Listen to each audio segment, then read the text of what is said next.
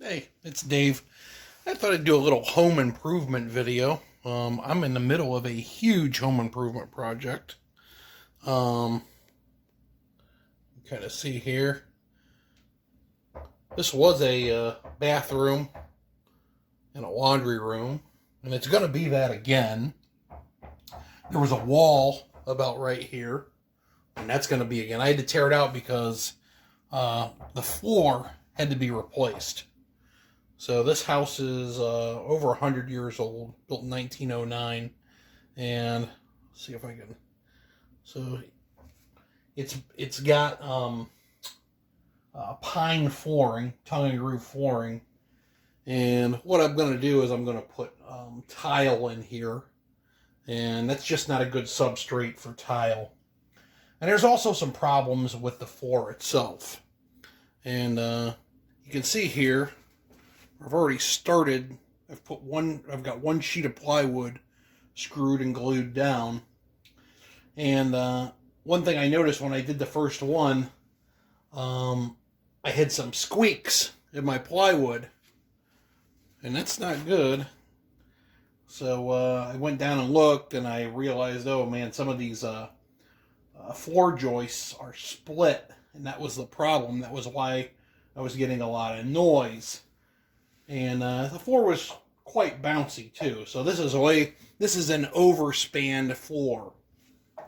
So it's 2 by 8 foot floor joists, and they span 16 feet.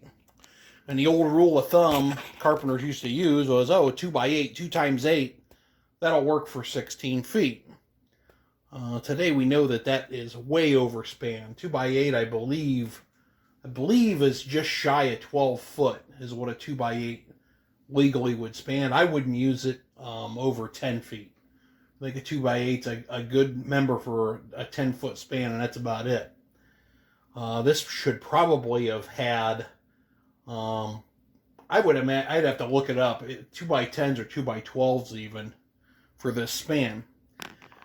And since it's really bouncy and it's overspanned and there's some problems with the rafters, we've got to do some sistering. And I thought this would be, there's not a lot of videos on this about the different ways you can sister floor, so I thought I would do a video about that. Alright, so let's talk about the different ways that you could sister a floor joist.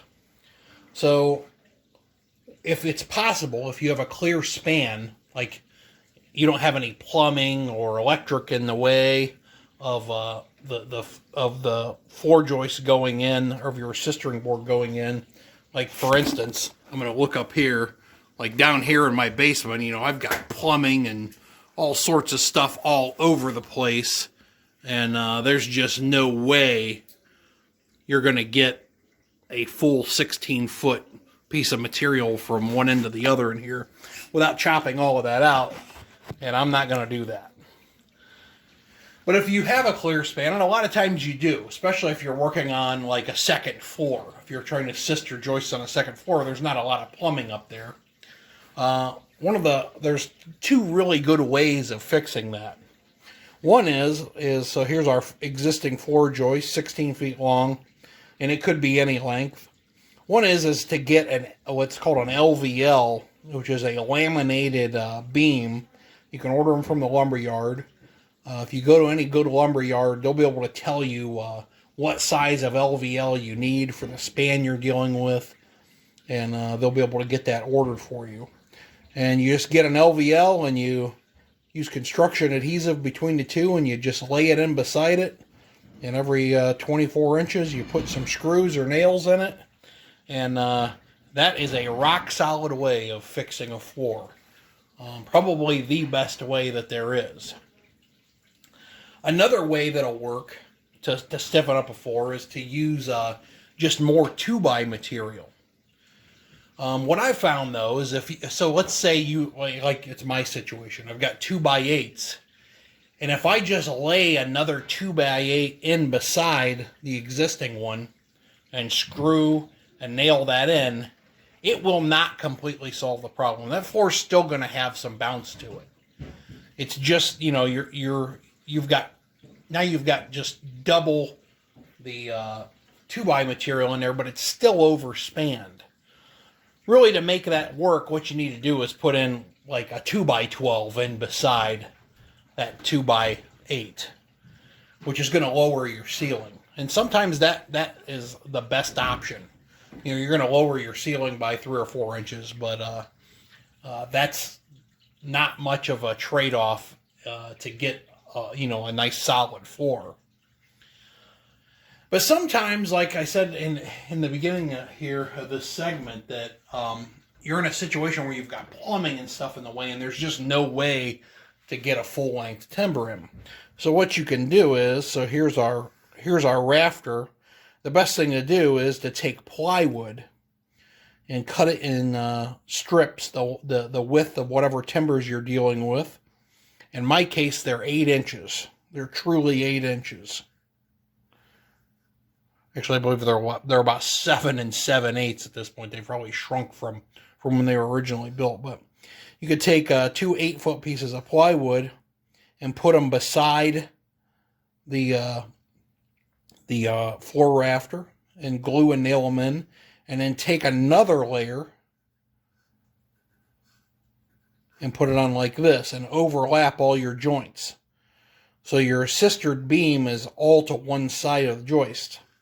And I think that is the best solution in a tight space like this. And also, if you're stuck with using the same size of material in any other situation, I would say plywood is always going to be way stronger than putting in another piece of 2x material. And I have experimented with this and proven it. Plywood is much stiffer than 2x lumber. Some people would advocate that you would take this layer, this outer layer here, and put it on the other side of the joists. And that would probably work too. But in the situation that you're usually in, that means you've got to clear off whatever's on this face of the floor joist, you know, so you can nail your boards over there, which it's more work.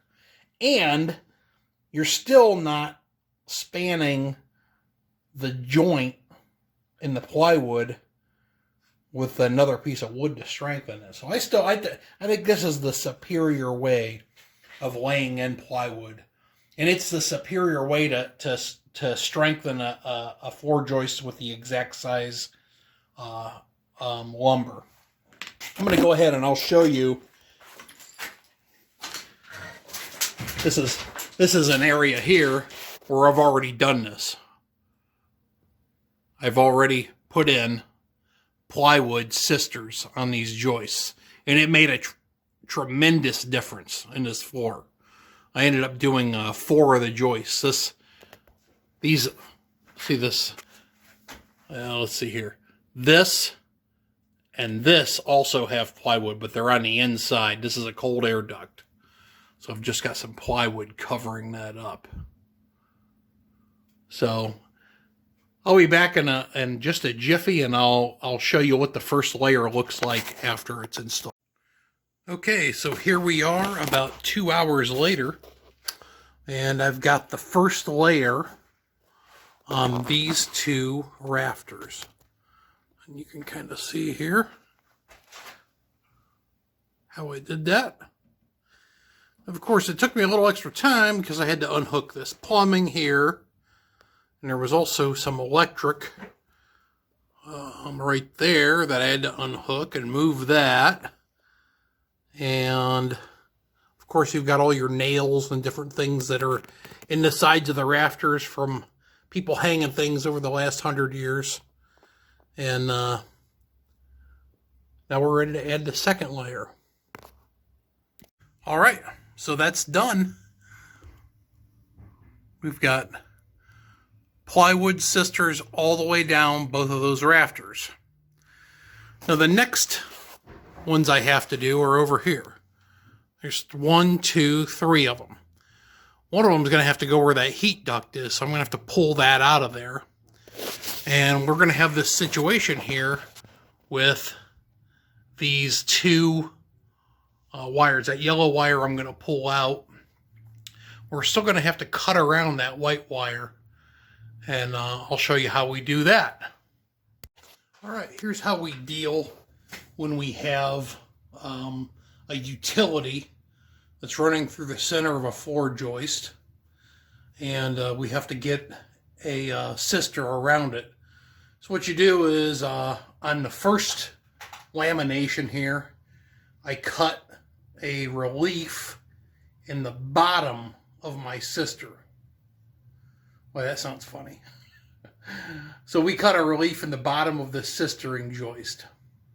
And on the second layer, which I'll show you in just a second, we'll cut one on the top. We'll cut the slot on the top. So that way we've spanned both of those and kept this area strong. So I'll show you back here in just a second. Okay, so here's what it looks like with the second layer on. And I am not done with this yet.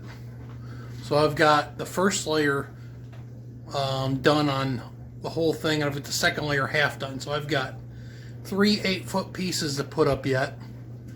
And I don't know if you noticed this, but there's no blocking in here. And a lot of times when people work on an old house, one thing they'll do is they'll cut the blocking out. And what blocking is, there's part of a piece of blocking there. See that X? And there's a good blocking, original blocking. And there's some blocking right there and over here that I put in to replace it. But people will take this blocking out and they won't put it back. And I get it. Sometimes you have to remove it to do something, but the floor requires that blocking. And in order for the rafters to work as a unit, they need to be tied together. So after, it will be tomorrow. So right now, so just to let you know where it took 11 hours to do what I've gotten done. So if you're thinking about doing this, it can be a long job. And this isn't the first time I've done this. And I've been doing this sort of work for 25 years, so I've got some experience under my belt, but you definitely can run into a lot of issues when you're doing this sort of thing, and you need to plan accordingly. So tomorrow afternoon I'll get back on it, maybe after church, come home, I'll get these last 3 pieces up over here, and we'll put all the blocking in, and I've got a little bit of electric work to do. That you can see that wire hanging down there that needs rerouted, and I'll touch back with you in just a second. All right, and here it is, completely finished. So this is the next day. I had about 2.5 hours more work, but was able to get all of the blocking back in. And unfortunately, I wasn't able to get it all in a row. Typically, the best way to do blocking is to have it, basically all your blocking run in a straight line. And in a perfect world, which I guess would mean if you were building a new house, you would definitely do that. But, when you're doing a renovation, you have just to work around with what's there, and sometimes you just get what you get. But even blocking that is not exactly in a straight line with each other is still 100 times better than no blocking. It also gave me a chance here doing this to clean up some of the electrical issues that, people running wires and doing a sloppy job. Sometimes that was me doing that, I had to do something in a hurry. But for the most part, I was able to clean all of that stuff up. And I guess the $1 million question is did it help? And, it made 100% improvement on how stiff this floor is. So, I've got a couple other things that I'll have to do down here yet. I'll have to redo all the plumbing for this bathroom. But, I've got a solid foundation now here to work with. So, hope this helps somebody. If you've never done a project like this and are curious about how you should do this, hopefully this was a good guide for you. Thanks.